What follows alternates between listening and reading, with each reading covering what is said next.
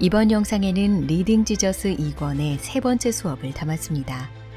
오늘은 사무엘 상하에 기록된 다윗의 이야기를 통해 하나님께서 다윗에게 주신 언약과 은혜를 살펴보겠습니다. 사울은 백성들의 기대를 한 몸에 받으며 이스라엘의 초대왕으로 세워집니다. 그러나 하나님의 말씀을 저버리고 명령에 따르지 않는 실패를 반복합니다. 이에 하나님께서는 사무엘을 베들레헴에 사는 이새에게 보내시며 이새의 아들 중 한 명을 왕으로 세우실 것이라고 말씀하십니다. 이새의 큰아들 엘리압을 본 사무엘은 그의 용모를 보고 과연 왕이 될 만하다 생각합니다. 그러나 하나님은 이렇게 말씀하십니다. 내가 보는 것은 사람과 같지 아니하니 사람은 외모를 보거니와 나 여호와는 중심을 보느니라. 사무엘은 하나님의 뜻에 따라 들에서 양을 지키던 이새의 막내 아들 다윗을 부릅니다. 그리고 그의 머리에 기름을 부어 이스라엘의 새로운 왕으로 세웁니다. 이 사건 이후 구약 성경에서 가장 유명한 이야기가 펼쳐집니다. 바로 다윗과 골리앗의 이야기죠. 그럼 지금부터 함께 살펴보실까요?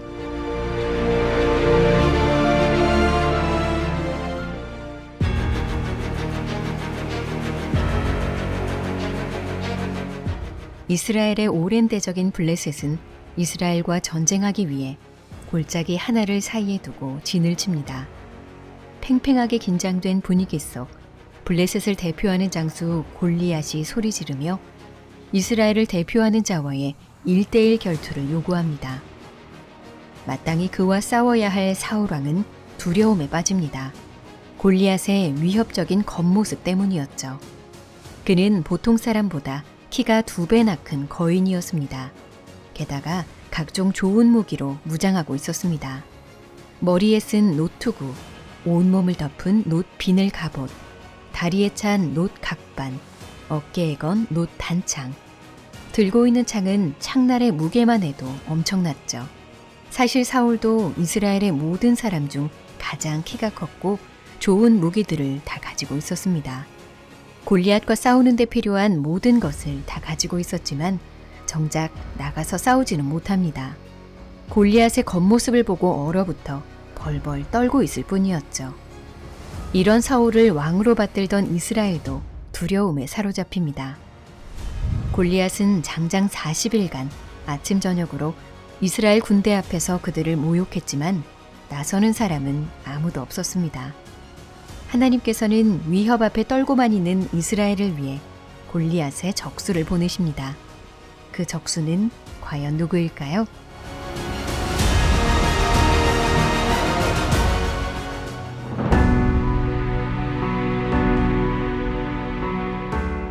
사울과 이스라엘 백성들이 두려움에 떨고 있는 현장에 소년 목동 다윗이 등장합니다.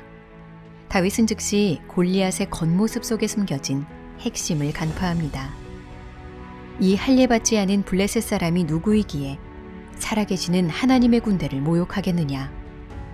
사울은 다윗의 겉모습만 보고 평가하면서 그가 골리앗과 싸울 수 없다고 말합니다. 그러나 다윗의 눈에 골리앗은 하나님께 대적하려는 큰 짐승에 불과했습니다.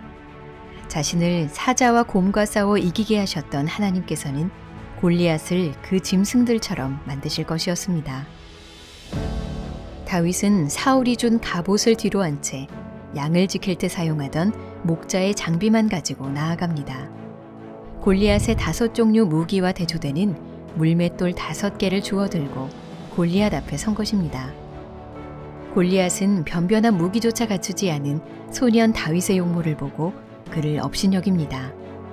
그러나 다윗은 싸움의 승리가 자신의 탁월함이나 무기가 아닌 하나님께 있다는 확신이 있었습니다. 너는 칼과 창과 단창으로 내게 나아오거니와 나는 만군의 여호와의 이름 곧 네가 모욕하는 이스라엘 군대의 하나님의 이름으로 내게 나아가노라. 싸움은 막상 시작되자마자 간단히 끝나버립니다. 다윗은 물맷돌 단 1개로 거인 골리앗을 쓰러뜨리고 엎드러진 그의 목을 베었습니다. 골리앗의 최후는 마치 머리가 잘린 채 하나님의 언약궤 앞에 엎드러진 다곤 신상과 같은 모습이었습니다. 결국 블레셋은 하나님을 모욕한 비참한 결과를 맞게 되고 이스라엘은 다윗의 승리를 함께 경험합니다.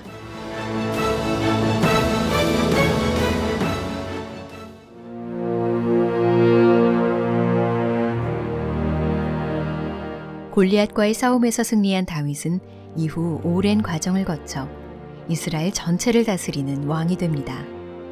이스라엘의 왕으로서 입지가 점차 견고해지자 다윗은 예루살렘에 성전을 짓고 싶은 마음을 갖게 됩니다. 다윗의 이 소망은 신명기 12장에 기록된 말씀과 관련됩니다. 하나님께서 이스라엘이 주위의 모든 대적을 이기고 평안과 안식을 얻을 때 당신이 택하신 곳에서 제사를 드리라고 말씀하셨습니다. 이제 다윗은 평안히 왕궁에 살게 되었고 하나님께서 모든 원수들을 이기게 하시고 평안을 주셨기에 모든 조건이 충족됐다고 판단해서 하나님의 성전을 건축하려 합니다.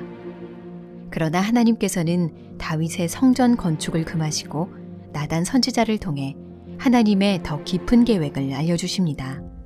다윗이 하나님을 위해 집을 짓는 것이 아니라 하나님께서 다윗을 위해 집을 지어주실 것이며 다윗의 몸에서 날 후손이 뒤이어 왕이 될 것이라고 약속하십니다. 뿐만 아니라 하나님 앞에서 다윗의 왕위와 나라를 영원히 보존하시고 영원히 견고하게 하신다는 언약을 맺으십니다.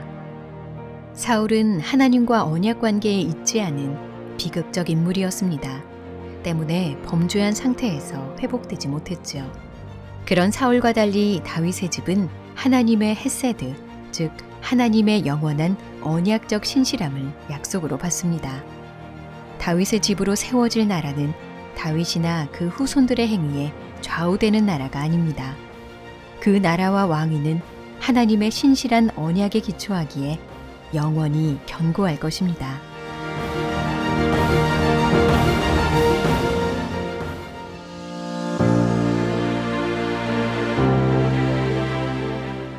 다윗은 하나님의 놀라운 언약을 받고 감사의 고백을 쏟아냅니다.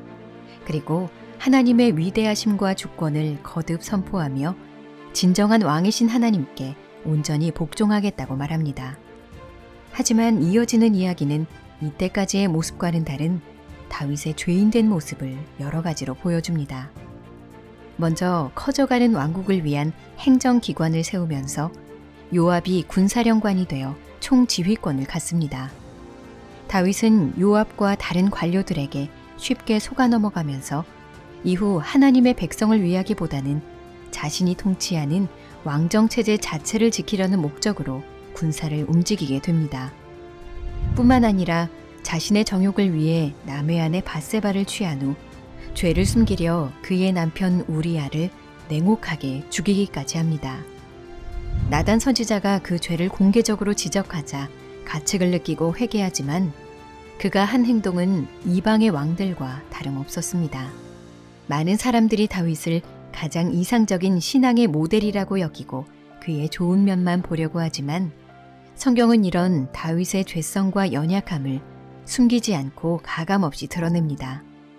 왜냐하면 이스라엘의 궁극적인 소망은 다윗이 아니라 하나님의 신실한 언약대로 그의 몸에서 나와 영원한 나라를 통치하실 분에게 있기 때문입니다.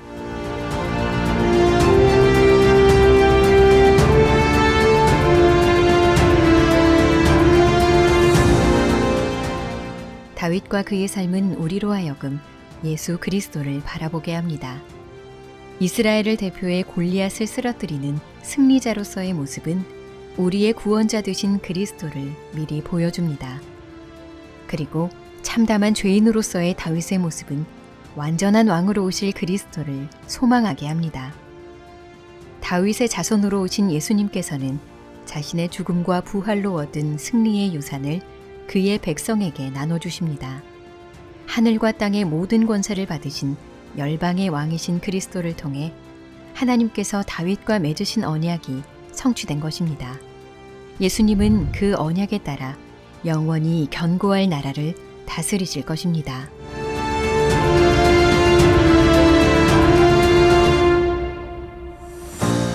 다음 영상은 리딩 지저스 2권의 네 번째 수업으로 열왕기 상하를 통해 이스라엘의 분열의 역사와 그 가운데 활동하였던 선지자들의 모습을 살펴보며 신실함 가운데 역사를 주관하시는 하나님을 만나보겠습니다.